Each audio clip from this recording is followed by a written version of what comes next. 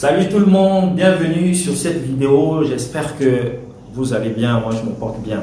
La question que l'on va se poser aujourd'hui est celle de savoir quels seront les métiers les plus demandés au Canada en 2024. Quelle est la liste des professions où, si je me positionne sur une de ces professions, j'ai plus de chances de décrocher quelque chose sur le territoire canadien en 2024. Je fais cette vidéo en fin d'année 2023 pour que je vous aide à vous positionner pour l'année à venir. Parce que vous devez comprendre qu'il y a beaucoup de challenges. Alors, ça va être assez difficile de faire une liste comme ça parce que déjà, quand on part d'une province à une autre, vous devez comprendre que déjà à partir de là, les demandes ne sont pas les mêmes.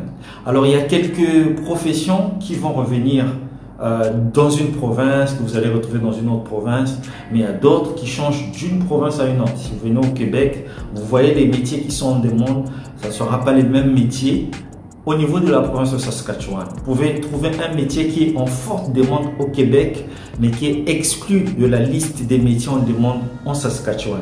Même chose pour la province du Manitoba, même chose pour le Nouveau-Brunswick.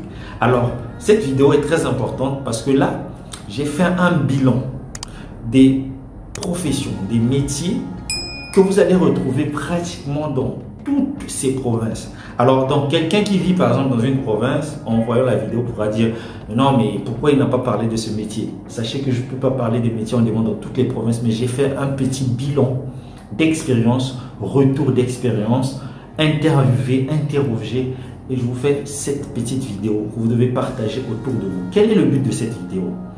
Si vous voulez trouver du travail au Canada, vous devez d'abord connaître les lois du travail au Canada et vous devez savoir que pour pouvoir trouver du travail alors que vous êtes hors du Canada, c'est un vrai challenge. S'il faut qu'on vous prenne vous, rassurez-vous que vous partez dans un domaine qui est effectivement en demande. Parce qu'il y a déjà énormément de domaines, il y a énormément de personnes qui recherchent du boulot sur le territoire canadien. Pourquoi on va prendre vous? Il y a même des visiteurs qui sont sur place, certains dans des grandes métropoles qui n'arrivent pas à trouver de l'emploi. Pourquoi on va vous prendre vous qui êtes à l'extérieur? Donc rassurez-vous premièrement d'être dans un domaine qui est vraiment demandé dans l'ensemble du territoire canadien. Et ensuite, quand vous voulez venir dans une province, il faut que vous puissiez peaufiner votre recherche et vous demander quels sont les métiers les plus demandés dans cette province. Même quand vous avez demandé votre visa visiteur, sachez pourquoi vous le demandez et là où vous partez, est-ce que mon métier on demande? Ça va vous aider à gagner en temps. Voilà. Pour ne pas perdre votre temps, après avoir mis ce sous-bassement, je vais directement commencer par le premier métier que je trouve, moi, qui est vraiment en demande un peu partout. Ce sont tous les métiers qui concernent les technologies de l'informatique. Alors, les technologies de l'informatique, j'ai préféré prendre ça comme ça parce que c'est très vaste. Il y a des gens qui font le soutien informatique, il y a les développeurs web, il y a les concepteurs de logiciels, il y a les programmeurs, il y a les techniciens réseau informatique. Tout ça, ça fait partie des technologies de l'informatique. Donc les gestionnaires, tout ça, voilà, gestionnaire informatique, technicien réseau, tout ça, c'est des métiers de la technologie de l'informatique. Et si vous faites partie de ces métiers, vous pouvez espérer trouver du travail depuis chez vous, si vous le faites de la bonne manière, pas en dilapidant des mails sur guichet emploi, non. Il y a une manière, il y a une façon de le faire. N'oubliez pas que je répète toujours que si sur 100 personnes, une seule personne a pu le faire, c'est que c'est possible. Donc, si tu n'as jamais su qu'il y a quelqu'un autour de toi qui a jamais fait une procédure et a trouvé du travail depuis son pays, alors c'est compliqué pour toi. Mais si tu sais qu'il y a quelqu'un qui l'a déjà fait, et moi je sais qu'il y a des gens qui l'ont déjà fait, c'est que toi aussi tu peux le faire. Alors à un moment donné, arrêtez d'écouter les témoignages des gens qui ont postulé à 20 000 offres et ça n'a pas marché. Chacun a sa chance, chacun a son destin. Et c'est pas bien de décourager les personnes qui viennent après vous. Chacun, je dis bien, a sa chance. Et aussi, il faut vous interroger sur la manière. Parce que tu peux être en train de tirer sur la mauvaise cible pendant longtemps. Même si tu as suffisamment d'efforts, ça va durer pour que tu aies des résultats. Donc, je commence par les technologies de l'informatique pour moi dans les différentes provinces, sauf quelques exceptions. On peut changer, on peut voir dans telle province, on veut plus les développeurs, dans l'autre on veut plus les techniciens réseau, dans l'autre on veut plus les gestionnaires informatiques. Mais dans toutes les provinces, on a besoin des techniciens en technologie de l'informatique. Ça, c'est le tout premier que je voulais citer ici. Le tout deuxième qui revient tout le temps, ce sont les aides-soignants, les préposés aux bénéficiaires. Dans le cas du travail, généralement, il y a deux facteurs.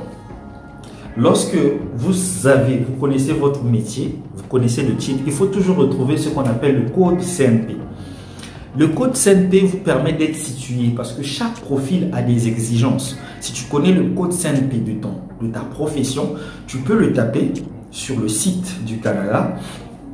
On va te dire quel est le diplôme qui est requis généralement pour cette profession-là. On va te le dire, tu le sauras. Mais tu dois savoir aussi que quand tu postules à une offre d'emploi, on précise que soit tu as le diplôme ou encore tu as l'équivalent en expérience qui remplace le diplôme. Ça, c'est pour la recherche du travail. Donc, si par exemple, tu as travaillé autant d'années, on va savoir que tu as subi des formations en interne et ça peut compenser le manque de diplôme dans le domaine dans lequel tu exerces. Et ça se voit pendant l'entretien. Donc, ce n'est pas une fatalité de dire que je n'ai que le bac pour faire ce métier. Ouais, si tu es compétent et que tu prouves que ton expérience est assez garantie, ça peut passer. Donc, il y a, j'ai dit, 1, les technologies de l'informatique. Si vous n'avez pas de formation là-dessus, allez prendre des formations. Si c'est 6 mois, c'est 1 année, tout ce que vous voulez, prenez des formations dans ce domaine. Les préposés aux bénéficiaires ou les aides-soignants, prenez des formations. Sur le site, la CNP demande minimum 2 ans. C'est-à-dire que c'est généralement les gens qui ont fait médecine. Si tu as été médecin dans ton pays, tu as été infirmière et tout, tu ne vas pas venir ici être médecin.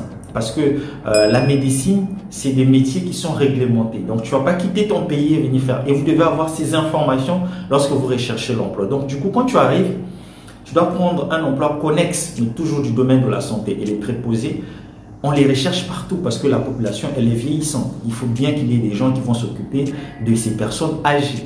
Et il n'y a pas beaucoup, malheureusement, de personnes pour le faire. Et quand vous postulez aussi, choisissez bien la province. Quand vous partez là où il y a déjà assez de monde, là où il y a déjà, c'est pas qu'il y a un manquement. Je vous ai déjà dit qu'il y a des agents de placement qui se positionnent, qui sont là avant vous. Mais vous devez aller dans les régions. Pour pouvoir trouver quelque chose, allez dans les régions, les Bécomo, toutes ces régions du Québec là, pas dans la grande métropole, parce que tous vous vous retrouvez là, alors que là où on a besoin des gens, il n'y a personne.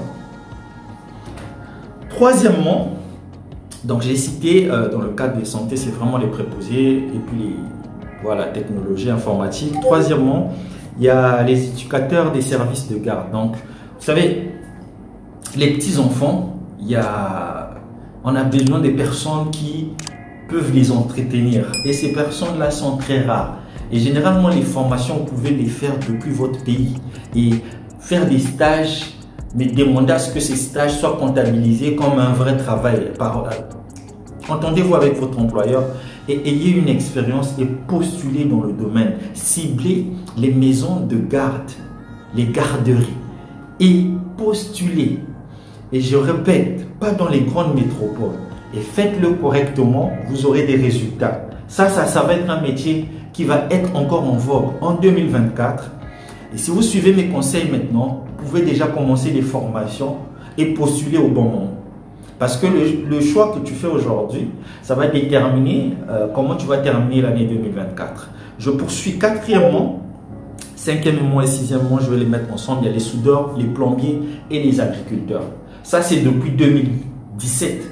Soudeurs, plombiers, agriculteurs. Demandez n'importe qui autour de vous, dans n'importe quelle province, on en a besoin. Les agriculteurs, le gros problème qui est là, c'est qu'avec le froid, s'il faut que tu ailles travailler, tu ailles cueillir des choses, que tu ailles classer des trucs, c'est assez difficile.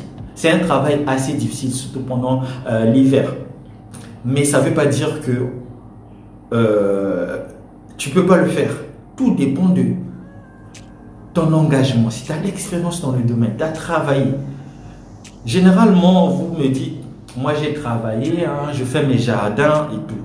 L'employeur a besoin du papier, du document. Lui n'était pas là quand tu faisais tes jardins. Même si c'était toi l'employeur, tu vas vouloir qu'on te montre les documents qui prouvent. Alors vous avez l'obligation de trouver ces documents-là pour pouvoir prouver votre bonne foi. Si vous n'avez pas de diplôme, ayez l'expérience. J'ai bien dit qu'il y a certains employeurs qui peuvent compenser le diplôme par l'expérience, pas tous. Et si vous ne savez pas parler anglais, allez apprendre l'anglais. Parce que la course, c'est comme quoi? Vous êtes sur, on dit à vos marques, prêt, partez. Lorsque vous partez, vous êtes sur une même base. Mais celui qui a l'anglais, il prend 10 mètres sur vous. Celui qui postule dans les régions, il prend 20 mètres.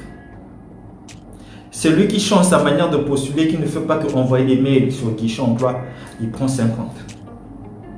Et à la fin, quand vous regroupez toutes ces données-là, vous vous retrouvez un jour à dire, oui, je l'ai fait. Même les gens disent, mais comment vous avez fait? Moi, je postule depuis des années. Ouais, c'est pas parce que tu l'as fait 1000 fois que tu l'as fait de la bonne manière.